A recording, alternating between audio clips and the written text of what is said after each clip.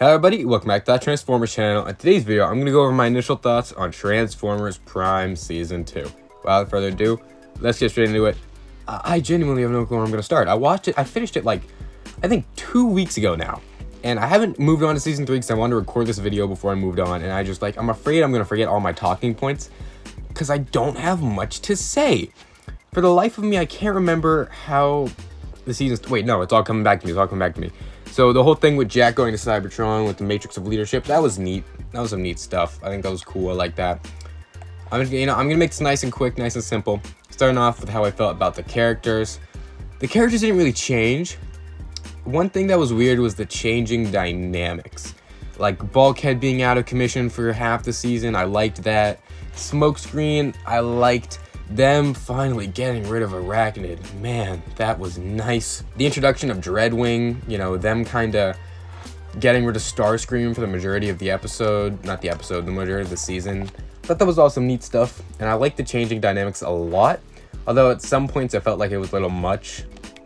Not that I want there to necessarily be a status quo, but they kept just killing off characters when they needed to change up like the Decepticon team.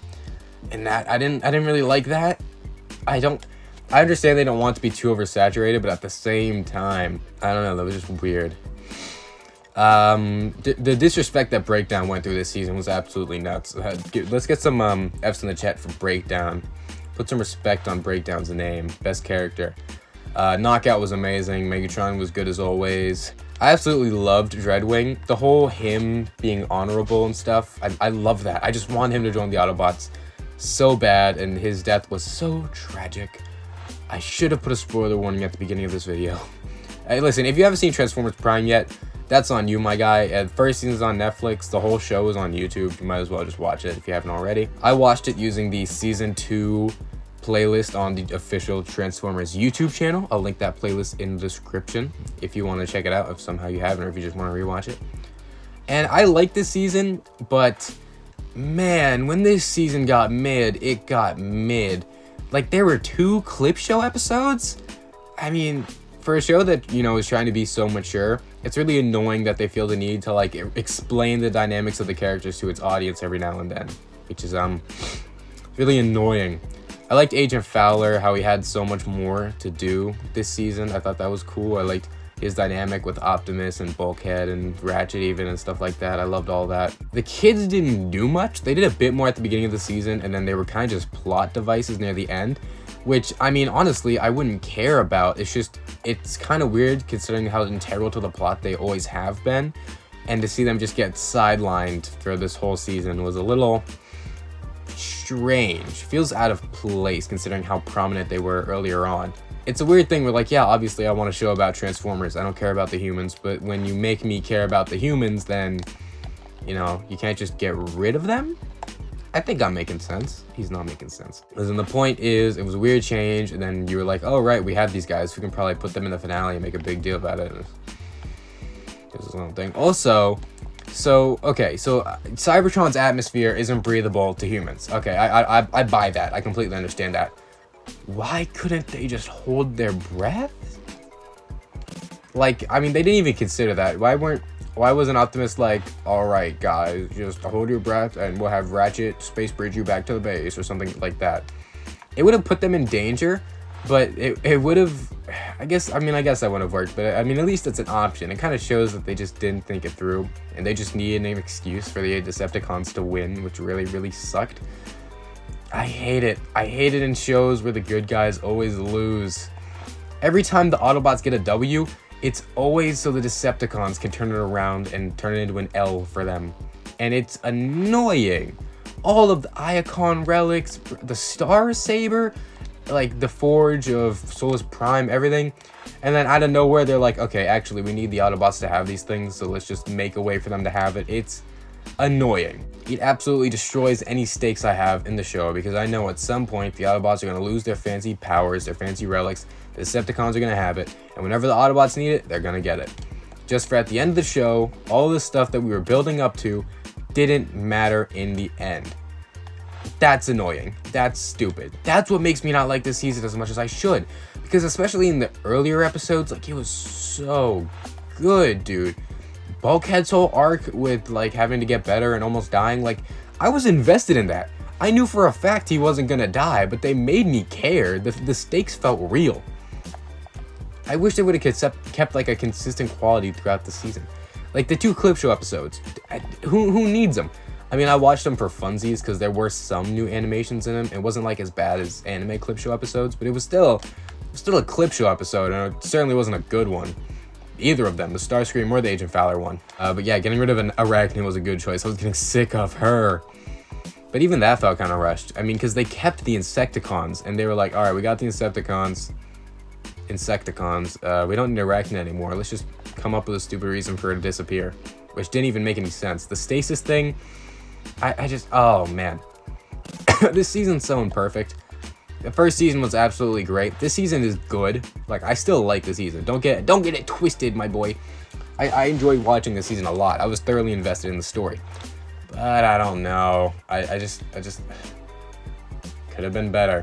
I saw too much potential. Smokescreen as a character, I liked him. I liked him a lot, but there's something about his voice acting that I didn't like.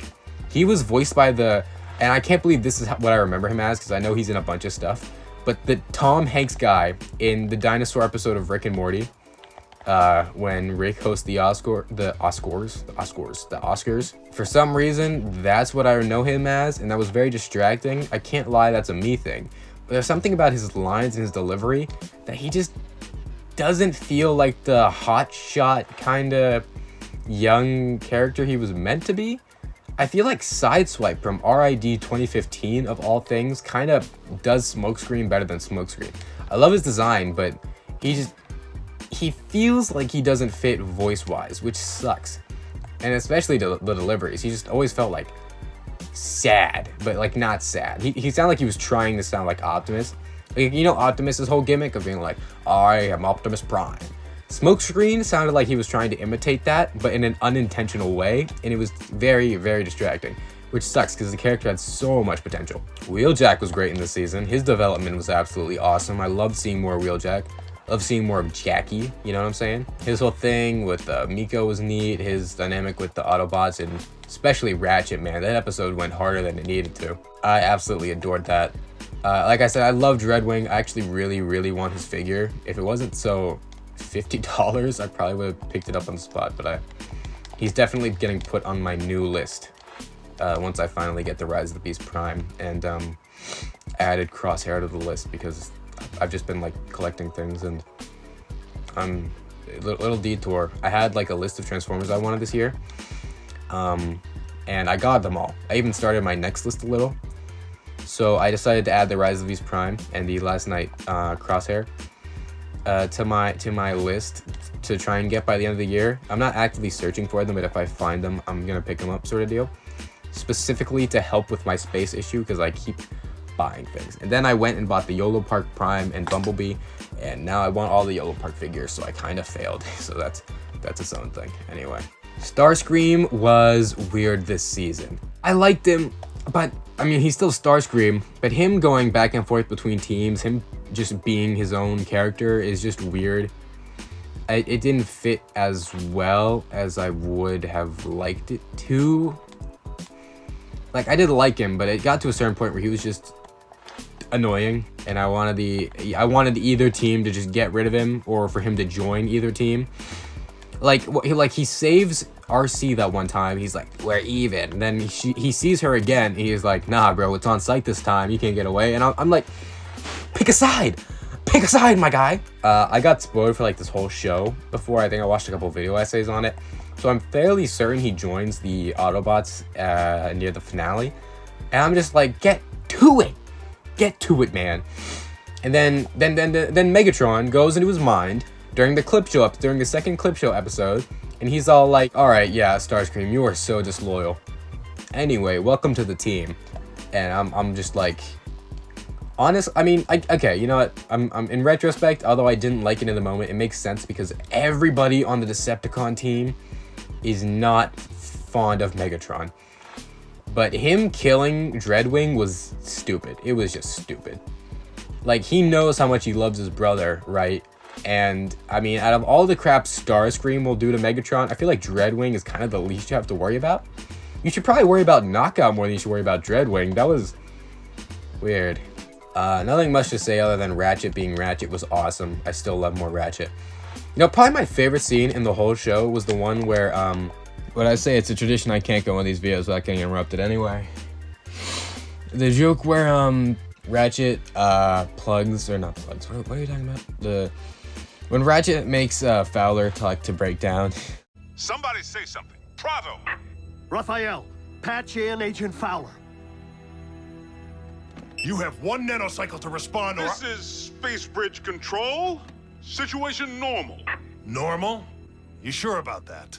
We were just calibrating the subsystems and we, had a surge. But it's fine now. How are you?